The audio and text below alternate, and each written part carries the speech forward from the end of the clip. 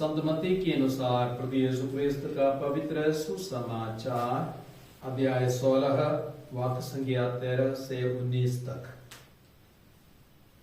यीशु ने कैसरिया फिलिप्पी प्रदेश पहुंचकर अपने शिष्यों से पूछा, मानव पुत्र कौन है? इस विषय में लोग क्या कहते हैं? उन्होंने उत्तर दिया, कुछ लोग कहते हैं यूहन्ना बपतिस्ता, कुछ कहते हैं एलियस और कुछ लोग कहते हैं यिर्मयाह अथवा नबियों में से कोई। इस पर ईसा ने कहा, और तुम क्या कहते हो कि मैं कौन हूं? सिमोन पेतरुस ने उत्तर दिया, आप मसीह है, आप जीवंत ईश्वर के पुत्र है। इस पर ईसा ने उससे कहा, सिमोन योनस के पुत्र, तुम धन्य हो, क्योंकि किसी निरे मनुष्य ने नहीं बल्कि मेरे स्वर्गिक पिता ने तुम पर यह प्रकट किया है। मैं तुमसे कहता हूं कि तुम पेतरुस अर्थात चट्टान हो, और इस चट्टान पर मैं अपनी कलीसिया बनाऊंगा, और अधोलोक के फाटक इसके सामने टिक नहीं पाएंगे। मैं तुम्हें स्वर्ग राज्य की कुंजियां प्रदान करूंगा।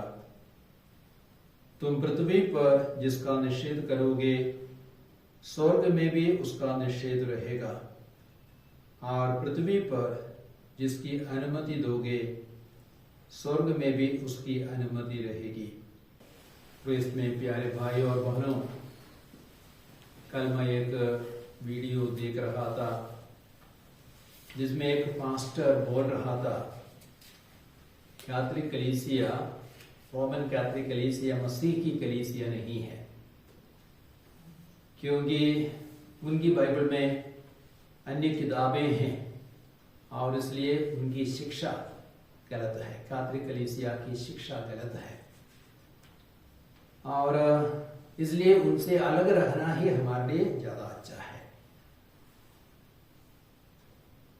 मैं प्रोटेस्टेंट्स के विरुद्ध नहीं हूं, कई सारे प्रोटेस्टेंट्स मेरे मित्र भी है, लेकिन सत्य को जानना और सत्य का प्रचार करना बहुत ही आवश्यक है, ताकि गलत फहमियां दूर हो जाए, गलत शिक्षा के अधीन में लोग ना आए।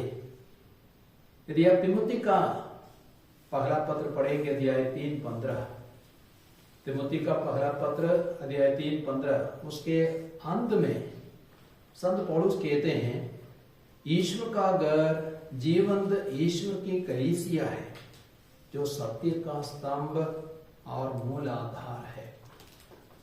ईश्वर का घर जीवंत ईश्वर की कलीसिया है, जो सत्य का स्तंभ और मूल आधार है।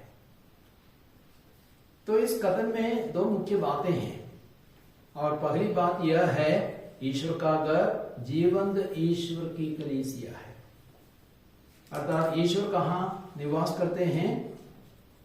कलीसिया में। ईश्वर कलीसिया में निवास करते हैं। ईश्वर का निवास स्थान ईश्वर की कलीसिया है। ईश्वर सब जगह विराजमान है, लेकिन विशेष रूप से ईश्वर कलीसिया में विराजमान है।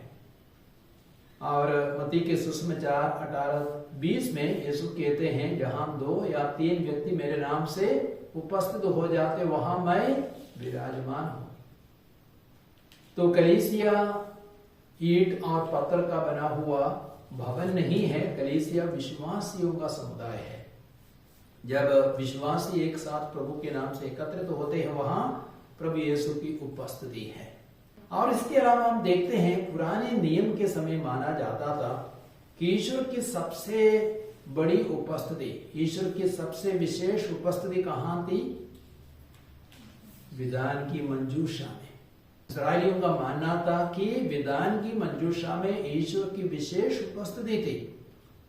और विधान की मंजूषा में क्या रखा जाता था? यदि आप निर्गमन ग्रंथ पढ़ेंगे, अध्याय 25 वाक्य संख्या 16, वहां पे हमें स्पष्ट संदेश मिलता है कि विधान की मंजूषा में मूसा के 10 आदेश रखे जाते थे। पत्थर की पाटियां रखी जाती थी जिनमें 10 आदेश पाए जाते हैं। अब यदि आप इब्रानियों का पत्र अध्याय 9 वाक्य संख्या 4 पढ़ेंगे, वहां पे लिखा गया है कि विधान की मंजूषा में 10 आदेशों के अलावा एक सोने का पात्र था जिससे मन्ना रखा जाता था, और साथ ही साथ हारून की छड़ी भी विधान की मंजूषा में रखी जाती थी। तो विधान की मंजूषा में 3 चीजें थी। वे क्या क्या थी? सबसे पहले मूसा के 10 आदेश, और दूसरा एक सोना का पात्र जिसमें मन्ना भरा हुआ था, और तीसरी चीज थी हारून की छड़ी। तो ये तीनों विधान की मंजूषा में रखे जाते थे, और इस्राएलियों का मानना था, उनका विश्वास था, ईश्वर की सबसे बड़ी उपस्थिति विधान की मंजूषा में थी। और उसके अलावा आप देखेंगे निर्गमन ग्रंथ अध्याय 25 में वाक्य संख्या 21 से 22 तक में, वहां पे हम देखते हैं विधान की मंजूषा के ऊपर क्या रखा जाता था? दया का सिंहासन, अर्थात मर्सी सीट, और उस मर्सी सीट के दोनों ओर सोने से गढ़े हुए करूब, 2 करूब रखे जाते थे, और उन दोनों करूबों के बीच से विधान की मंजूषा के ऊपर, दया के सिंहासन के ऊपर से प्रभु इस्राएलियों से बातें करते थे, प्रभु इस्राएलियों को आदेश देते थे, और इस्राएलियों का मानना था कि विधान की मंजूषा में प्रभु की, ईश्वर की सबसे बड़ी उपस्थिति थी। लेकिन 6वीं सदी में क्या हुआ आपको मालूम? 6वीं सदी में बाबुल के राजा नेबुकदनेस्सर ने यरूशलेम पर आक्रमण किया, और उसके बाद विधान की मंजूषा अप्रत्यक्ष हो गई। शायद उन्होंने उसको उठा लिया था, और विधान की मंजूषा के बारे में किसी को पता नहीं है विधान की मंजूषा को क्या हुआ। लेकिन नए विधान में कातरी कलीसिया की परंपरा के अनुसार ईश्वर की सबसे बड़ी उपस्थिति कहाँ है? परम प्रसाद में, जो एक प्रकोष्ठ में रखा जाता है, यानी टबरनाकल में परम प्रसाद रखा जाता है, और उसमें ईश्वर की सबसे बड़ी उपस्थिति है। क्योंकि कलीसिया में सिखाती है परम प्रसाद में जो रोटी है वो साक्षात यीशु है, कि प्रभु यीशु परम प्रसाद में अपने शरीर, आत्मा, ईश्वरता के साथ विराजमान है। तो प्रभु यीशु परम प्रसाद में अपने शरीर, मन, आत्मा, ईश्वरता के साथ विराजमान है, अर्थात प्रभु यीशु की संपूर्ण उपस्थिति है परम प्रसाद में। और इसलिए कलीसिया में जीवंत ईश्वर की उपस्थिति है, जीवंत ईश्वर परम प्रसाद में विराजमान है, और वह प्रभु कलीसिया में उपस्थित है। तो इसलिए हम कह सकते हैं ईश्वर का घर जीवंत ईश्वर की कलीसिया है। और परम प्रसाद हमें मिलता है पवित्र मिसा परिधान में। पुरोहित बलि परिवर्तन की प्रार्थना करते हैं, उसके बाद साधारण रोटी और साधारण दाखरस यीशु के शरीर और रक्त में परिवर्तित हो जाते हैं। देखने के लिए वह साधारण रोटी है बलि परिवर्तन की प्रार्थना के बाद में, और देखने के लिए वो साधारण अंगुरी है, लेकिन उसका सब्सटेंस बदल जाते हैं, और संसार के कोने कोने में बहुत सारे यूकरिस्ती चमत्कार हुए हैं। और बलि परिवर्तन की प्रार्थना के बाद में रोटी मांस में बदल जाती है, और दाखरस रक्त में बदल जाती है। ऐसे कई सारे चमत्कार हुए हैं। लेकिन यदि हर रोज बलि परिवर्तन की प्रार्थना के बाद रोटी शरीर में और दाखरस रक्त में बदल जाते, तो क्या हम लोग उसको खाते पीते? हम लोग उसको खाने को हिचकते, हम उसको नहीं खाते, क्योंकि कौन कच्चा मांस, कौन कच्चा रक्त खाएगा और पिएगा। तो इसलिए हमारी ही भलाई के लिए देखने के लिए वह रोटी ही है, और देखने के लिए वह दाखरस ही है, लेकिन साक्षात में उसका सब्सटेंस बदल जाता है। वह प्रभु यीशु का पावनतम शरीर और रक्त है। तो कलीसिया में जीवंत ईश्वर की उपस्थिति है, जीवित प्रभु की उपस्थिति है। इसलिए संत पौलुस कहते ईश्वर का घर जीवंत ईश्वर की कलीसिया है। यीशु भी बार बार कहते यूहन्ना के सुसमाचार अध्याय 6 वाक्य संख्या 35, वाक्य संख्या 41, वाक्य संख्या 56 में जीवन की रोटी मैं हूं, स्वर्ग से उतरी हुई जीवन की रोटी मैं हूं। जो रोटी मैं दूंगा वो संसार के जीवन के लिए अर्पित मेरा मांस है। तो ये पहली बात है। पहली बात क्या है? ईश्वर का घर जीवंत ईश्वर की कलीसिया है। और दूसरी मुख्य बात क्या है? दूसरी मुख्य बात यह है कलीसिया सत्य का स्तंभ और मूल आधार है। कलीसिया क्या है? सत्य का स्तंभ और मूल आधार है। यदि आप प्रोटेस्टेंट विश्वासियों से पूछेंगे सत्य का स्तंभ और मूल आधार क्या है, संबोधक वे क्या बोलेंगे? वे बोलेंगे सत्य का स्तंभ और मूल आधार बाइबल है। लेकिन बाइबल में कहीं भी यह नहीं लिखा गया है कि बाइबल सत्य का स्तंभ एवं मूल आधार है। लेकिन बाइबल में यह लिखा गया है कि कलीसिया सत्य का स्तंभ एवं मूल आधार है। और कलीसिया क्यों सत्य का स्तंभ एवं मूल आधार है? उसके 3 कारण हैं। यीशु जो सत्य है कलीसिया के साथ है, और पवित्र आत्मा जो सत्य का आत्मा वो भी कलीसिया के साथ है, और पवित्र बाइबल जो ईश्वर का वचन जो सत्य है वो भी कलीसिया के साथ है। और बाइबल में प्रभु यीशु कहते हैं मार्ग सत्य और जीवन, मैं हूं यूहन्ना का सुसमाचार अध्याय 14 वाक्य संख्या 6। और प्रभु यीशु यह भी कहते हैं कि पवित्र आत्मा सत्य का आत्मा है, यूहन्ना का सुसमाचार अध्याय 16 वाक्य संख्या 13। और ईश्वर का वचन सत्य है, यूहन्ना का सुसमाचार अध्याय 17 वाक्य संख्या 17। तो प्रभु यीशु कलीसिया के साथ है, पवित्र आत्मा सत्य का आत्मा कलीसिया के साथ है, और प्रभु का वचन कलीसिया के साथ है। और ये तीनों कलीसिया का मार्गदर्शन करते हैं। इसलिए हम कह सकते हैं, इसलिए संत पौलुस कहते हैं कि कलीसिया सत्य का स्तंभ और मूल आधार है। लेकिन संत पौलुस यह बात किस कलीसिया के बारे में बोल रहे हैं? आप लोगों को मानना पड़ेगा उस समय सिर्फ एक कलीसिया थी, और वो कलीसिया पेत्रुस की चट्टान पर स्थापित कलीसिया थी। अर्थात वो कलीसिया कैथोलिक कलीसिया थी जो पेत्रुस की चट्टान पर स्थापित है। और वो कलीसिया 2000 वर्ष पुरानी है। आज के सुसमाचार में आप लोगों ने सुना, मत्ती के सुसमाचार अध्याय 16 वाक्य संख्या 17-18 में, मत्ती का सुसमाचार अध्याय 16 वाक्य संख्या 17-18 में, वहां पे यीशु ने सिमोन पेत्रु से क्या कहा? सिमोन योनस के पुत्र तुम धन्य हो, क्योंकि किसी निरे मनुष्य ने नहीं बल्कि मेरे स्वर्गीय पिता ने तुम पर यह प्रकट किया है। मैं तुमसे कहता हूं तुम पेत्रुस अर्थात चट्टान हो, इस चट्टान पर मैं अपनी कलीसिया बनाऊंगा, और अधोलोक के फाटक इसके सामने टिक नहीं पाएंगे। तो प्रभु यीशु ने पेत्रुस की चट्टान पर कलीसिया की स्थापना की।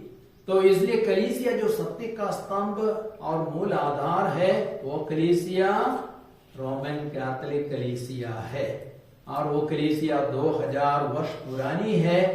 और आज पेत्रुस का उत्तराधिकारी संत पापा है।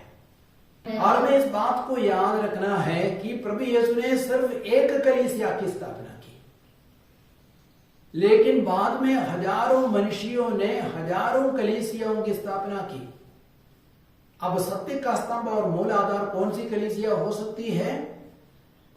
जिन कलीसियाओं को मनुष्यों ने स्थापित किया वे कलीसिया सत्य का स्तंभ एवं मूल आधार नहीं हो सकती है। लेकिन जिस कलीसिया को यीशु ने स्थापित किया सिर्फ वही कलीसिया सत्य का स्तंभ एवं मूल आधार हो सकती है।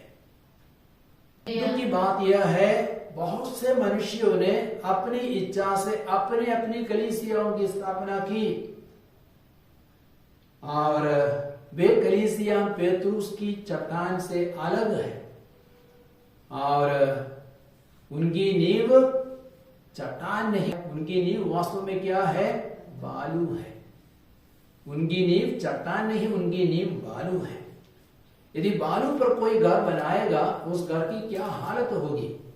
यदि आप देखेंगे मत्ती का सुसमाचार अध्याय 7 वाक्य संख्या 26 और 27, मत्ती का सुसमाचार अध्याय 7 वाक्य संख्या 26 और 27, वहां पे प्रभु यीशु कहते हैं जो मेरी ये बातें सुनता है किंतु उन पर नहीं चलता वह उस मूर्ख के सदृश है जिसने बालू पर अपना घर बनवाया।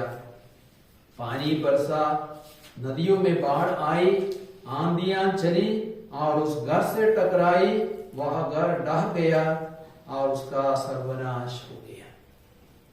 अर्थात यदि कोई चट्टान पर घर नहीं बनाएंगे, बालू पर घर बनाएंगे, उस घर का विनाश होगा। तो जिन लोगों ने पेतरुस की चट्टान से अलग होकर के कलीसियाओं को बनाया, तो उन्होंने चट्टान पर नहीं लेकिन बालू पर अपना घर बनवाया, अपनी कलीसियाओं की स्थापना की। और यही कारण है पिछले 500 वर्षों में हम देख रहे हैं प्रोटेस्टेंट कलीसियाएं बहुत बुरी तरह विभाजित हो रही है, विभाजित होती जा रही है।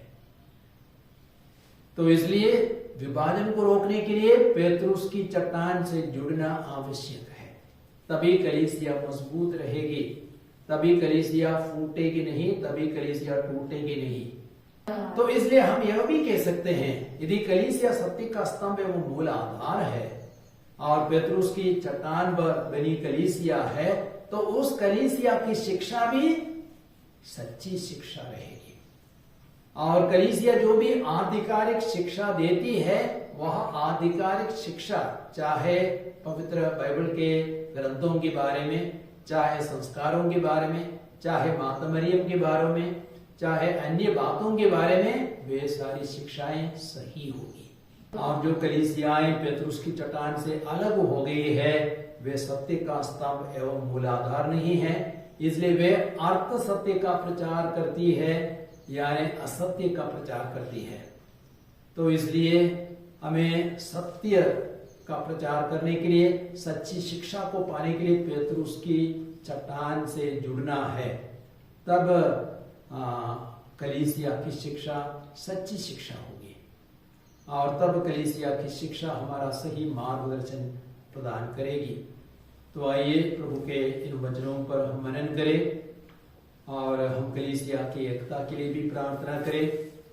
और प्रभु यीशु ने कहा, यूहन्ना का सुसमाचार अध्याय 10 वाक्य संख्या 16 में प्रभु यीशु ने कहा, एक ही झुंड होगा और एक ही गडरिया। जब सब कोई पेतरुस की चट्टान से जुड़ेंगे और उस पेतरुस की कलीसिया को, पेतरुस पर निर्मित कलीसिया को मानेंगे, तब कलीसिया सच में सत्य का स्तंभ और मूलाधार होगी और कलीसिया में एकता आएगी, क्रिस्तियों के बीच में एकता आएगी।